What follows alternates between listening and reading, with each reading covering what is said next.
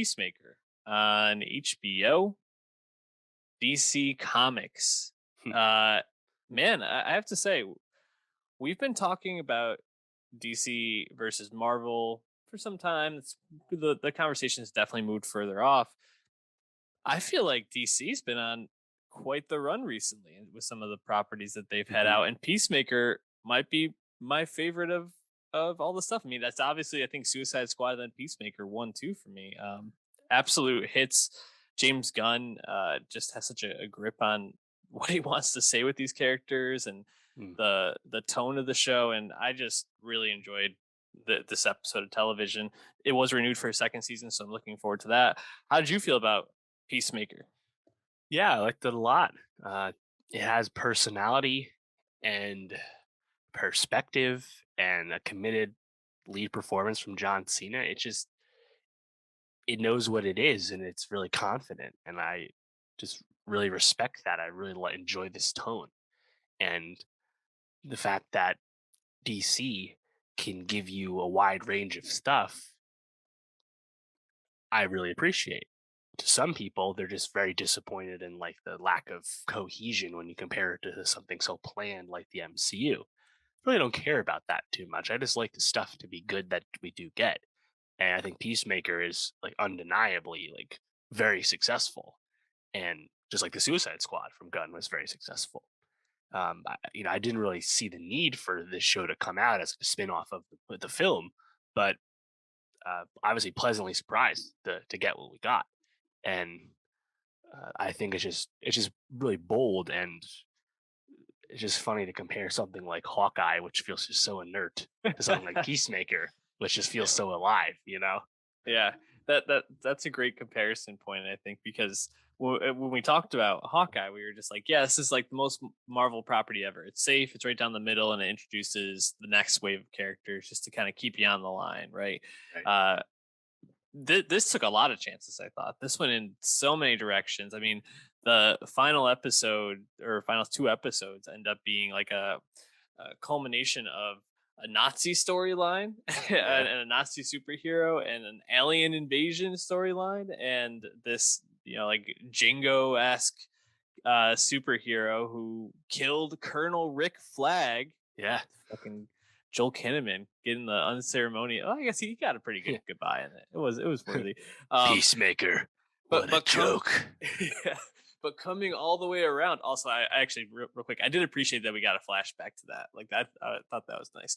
But hmm then this anti-hero at the middle of it coming all the way around, really like Yes. finding himself, and just was so well written.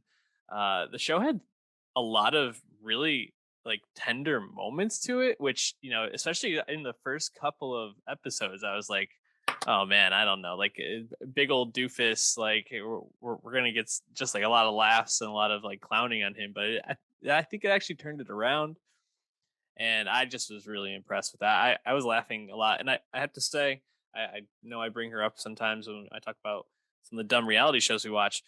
My fiance hates superhero movies, and she really liked the series. Like she Wow. ended up watching it Interesting. with me, and she thought it was just really funny and really well done. So I was like, that's a hit right there. If they can suck in people who don't even like superhero shows with this tone, Yeah. that's saying something. So, give me some of the highs of the season for you. What were your favorite moments? Yeah. I think just generally, like finding a way to have the Peacemaker character be redeemed in a certain sense. It's not like they're erasing the fact that he's dumb Hmm. and misinformed and has a very questionable past and connections and all that. And they don't shy away from that at all. But they do find a way to make place for him kind of earning his way back in through his heart. And I really like that. I think the greater like supporting cast of the crew, the Operation Butterfly crew, like it all kind of builds to that in I think a really nice way. Um yeah, in terms of like favorite moments, I mean there's a lot. I Yeah, think a lot of stuff with Vigilante I really enjoyed because that's another like kind of awesome creation for this yeah, series in terms of like this like sociopathic, equally problematic and deranged person on Peacemaker's level in this Vigilante character, and finding another way to still make that guy uh, enjoyable and someone you're rooting for, even if they never run away from his flaws. I just give James Gunn a lot of credit with kind of like the conception of a lot of this stuff here. Um, I really liked a lot of the stuff with like the butterflies once that like really kind of explodes and you understand like the actual like roots of this alien invasion. And once they take over the police officers and that kind of Oh yeah. that tide kind of turns, I liked a lot of that stuff. And I mean the whole finale I think is pretty fun from an action standpoint, but also pretty satisfying in terms of where the plot goes. Oh, I think this is completely satisfying, especially, you get him killing his dad. I thought that was a incredibly satisfying Yes. moment. You get the eagly hug, an amazingly satisfying moment, and also a great joke in the final episode when Waller's daughter, Leota, tells the group about it, and they're all like, "You didn't see that as a reason to run from this. You saw that as a reason to come back and help." Like it just like really, I thought well done. And yeah, I think Vigilante as Freddie Stroma, the actor who plays him, was just by far the Dion Waiters of the season. Every scene he was in, he just brought something ridiculous, and having this like almost uh almost like past Peacemaker's ridiculousness kind of like in his face and like causing him sometimes to have to face his own idiocy and sometimes like totally buying into it, I thought was a really nice like push and pull. Um and yeah, I actually felt like one of the things I was most I don't know, satisfied with and was the relationship with Economos. I don't know why I couldn't say Economos, that. yes. Yeah, played by Steve Aggie. But just like their the I don't know, him bullying him at the beginning of the season and finding that common ground and coming together as a team, and the way that the team all comes together, just I don't know, really like fun, really well done, and the jokes along the way I thought were great. They pulled very few punches, I felt, which I really appreciated. Yeah. Yeah. Gunn spoke about how if I'm gonna like tear down and say all these questionable things about like real life, uh, figures and politics and culture and stuff, I gotta do it to DC characters as well. And I was like, that actually makes a lot of sense. Like, why wouldn't Peacemaker say these things about Batman and Aquaman, and Green Arrow, etc.? And it all is pretty satisfying hearing him like rail on why he thinks Batman is a big old pussy and like honestly presenting a very logical case for why Batman's an idiot for not killing his enemies. Yeah, Love I to know when hear he it. said that, I was like, "Oh, that's actually really well thought out." Um, yeah, I really loved at the very end when the Justice League shows up and he just like Right. curses them out. Right.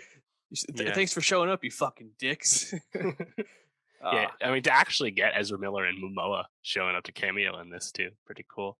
yeah. Um, yeah, it's just I'm just really pleased with the series because I think part of it's a lot of people didn't have expectations for this. Again, not a spin-off anyone was like clamoring for, but I think it really comes together in a nice way and definitely a nice change from how we've heard the Batman spin-off about the Gotham PD has been going, which has been a very fraught development from what we understand. Peacemaker, I think it's really just ends up James Gunn. He just has a clear vision about stuff, and you just let that man work, and he can deliver on that. And we definitely Yeah. got that with the Suicide Squad. We've gotten that for the most part with the Guardians films. So that's cool. And I said with the premiere, but I think this hats off to Cena for being so Oh yeah. committed to the performance and not being afraid to make a fool of himself. I made the comparison before, but I wish Dwayne the Rock Johnson would take Mhm. this kind of approach to some of his roles, whereas Cena is more willing to do something like this. Like, think about his performance in the comedy Blockers from a few years ago. Same kind of thing. Like, Cena is game, and I really like that about him.